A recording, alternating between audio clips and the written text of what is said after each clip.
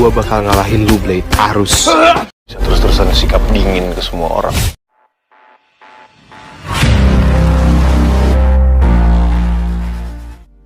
Pagi itu, Fata langsung berangkat ke sekolah tanpa sedikit pun berniat lagi untuk diam-diam memantau Zara seperti sebelumnya.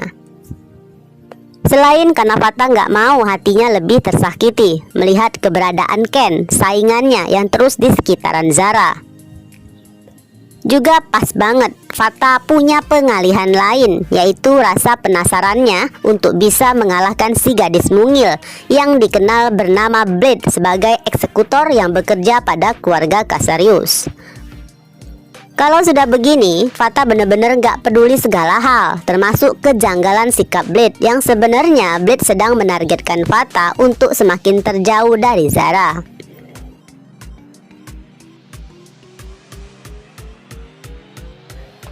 Di perjalanannya, Fata mengendarai motor sembari melamun. Hidupnya seakan hilang arah, hatinya pun terasa hampa. Yang ada hanya kemarahan, seakan semua manusia di dunia saat ini gak pantas untuk jadi teman curhatnya.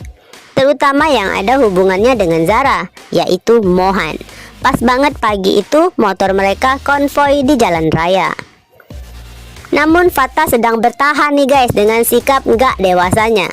Ekspresi wajah Fata tetap aja begitu kenceng dan sangat gak bersahabat pada Mohan yang saat itu sedang mengkhawatirkannya. Bahkan dengan nada yang agak ketus, Fata menyindir hubungan Mohan dan Raisa yang juga sampai sekarang belum ada kejelasannya. Maksudnya lebih baik Mohan ngurusin hidup sendiri, ya gak perlulah Mohan ngurusin urusan perasaan Fata yang sedang patah hati.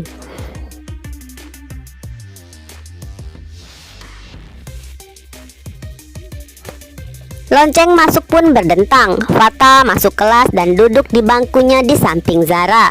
Namun suasana terasa lebih dingin dari kemarin. Teman-teman yang lain masih gak ada yang berani menyapa Fata.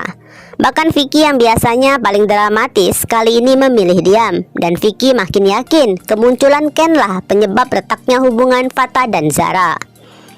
Begitupun dengan Fata yang emang selalu overthinking. Fata mulai meyakinin bahwa ada kemungkinan Zara menolak cintanya karena sedang membuka peluang untuk memilih kandidat cinta yang lain. Maka Fata seakan memutuskan gak perlu lanjut berjuang untuk seseorang yang emang gak menginginkannya.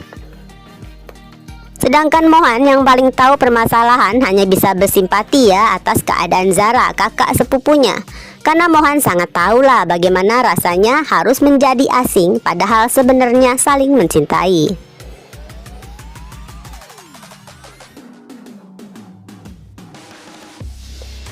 Sementara Zara di posisinya hanya bisa diam dan menyimpan sendiri rasa khawatirnya pada kondisi Fata. Sesaat keduanya sempat saling pandang. Sayangnya sorot mata Fata terasa mulai semakin asing. Bukan cuma tersirat kemarahan, namun seakan Fata sedang mencoba untuk gak mau lagi terlalu peduli segala hal yang berkaitan dengan Zara. Kali ini permasalahannya bukan lagi kesalahpahaman, melainkan sudah keputusan bulat bahwa hubungan tanpa status itu harus berakhir sebelum dimulai. Hati Zara terasa makin pedih, bukan cuma Fata yang patah hati. Bagi Zara ini adalah cinta pertamanya dan harus diakhiri justru karena Zara merasa nggak pede dan tahu diri pada keadaannya yang nggak sempurna. Ditambah lagi tentang background kedua orang tuanya. Zara hanya berharap waktu yang bisa mengobati luka hati mereka. Ya meskipun mirisnya, hal yang paling dikhawatirkan telah terjadi, yaitu mereka harus menjadi asing satu sama lain.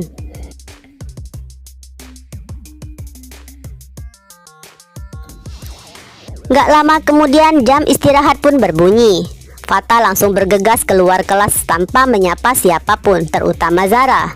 Bahkan ketika Harry dan Akila menghampirinya coba mengajak ngobrol, yang ada Fata langsung menolaknya dengan alasan Fata sedang gak mau diinterogasi apapun atau siapapun.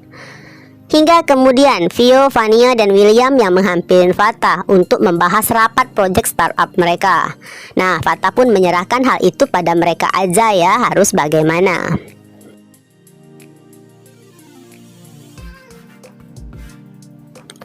Hari terasa lebih singkat dari biasanya. Ketika jam bubaran sekolah masih seperti kemarin, Fatah bergegas melangkah keluar kelas melewatin Zara begitu aja. Pastinya ya, lagi-lagi hati Mohan yang ngenes melihat kakaknya yang harus pulang sendirian. Namun Zara kembali menolak tawaran Mohan yang ingin mengantarkannya. Nah, kalau sudah begini, Akila yakin nih emang ada suatu masalah antara Fatah dan Zara. Bagusnya Harry segera mengingatkan tunangannya untuk nggak terlalu mencampuri urusan keduanya. Karena bagaimanapun setiap orang terkadang butuh privacy. Kecuali ya baik Fatah atau Zara yang emang butuh temen curhat.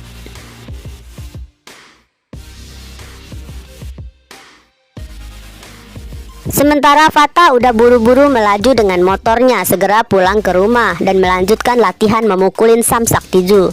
Karena hanya dengan terus berantem bisa membuat Fatah ada kesibukan dan gak terus selalu merasakan sakitnya patah hati. Apalagi kali ini lawan yang ingin dikalahkannya emang sangat menantang. Bahkan adrenalin Fatah lebih meningkat saking begitu kuatnya keinginan mengalahkan si gadis mungil sang eksekutor.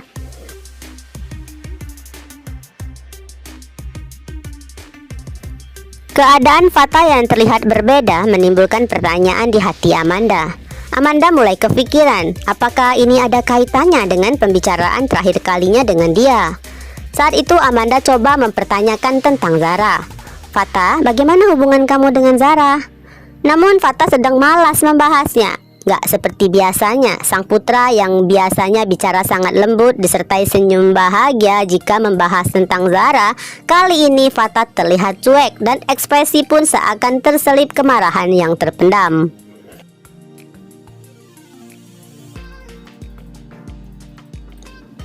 Menjelang sore itu, William atau Vio menelpon Fatah mengingatkan mereka harus rapat startup di teras cafe. Nah, sebagai salah satu CEO, Fatah menunjukkan tanggung jawab dengan tetap hadir. Namun lagi-lagi situasinya jadi menimbulkan gosip. Teman-teman makin penasaran apa yang terjadi pada Fatah dan Zara. Sementara Giselle yang tahu dari Rama tentang kalahnya Fatah di pertandingan melawan seorang cewek, maka Giselle telah memberitahukan hal ini pada Slay Queen. Alhasil ya, mereka menyimpulkan sikap aneh Fatah ada hubungannya dengan cewek tersebut.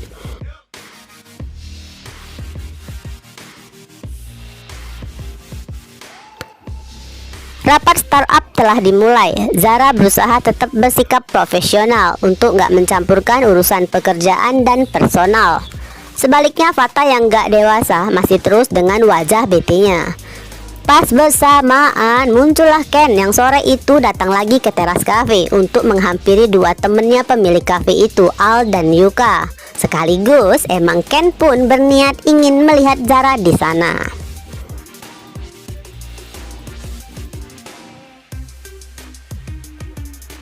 Kemarahan Fatah pun hampir memuncak. Namun Fatah keburu sadar sekarang ini dirinya semakin gak berhak melarang apalagi mengatur Zara. Karena dengan penolakan Zara kemarin, artinya hubungan tanpa status mereka udah gugur. Fatah pun menyimpan rasa cemburunya dengan otak yang makin overthinking atas kedekatan antara Zara dan Ken. Maka daripada hatinya mau meledak, Fatah pun memutuskan pergi duluan dari kafe itu. Dan kali ini Fatah nggak berniat untuk diam-diam memantau Zara dari kejauhan lagi.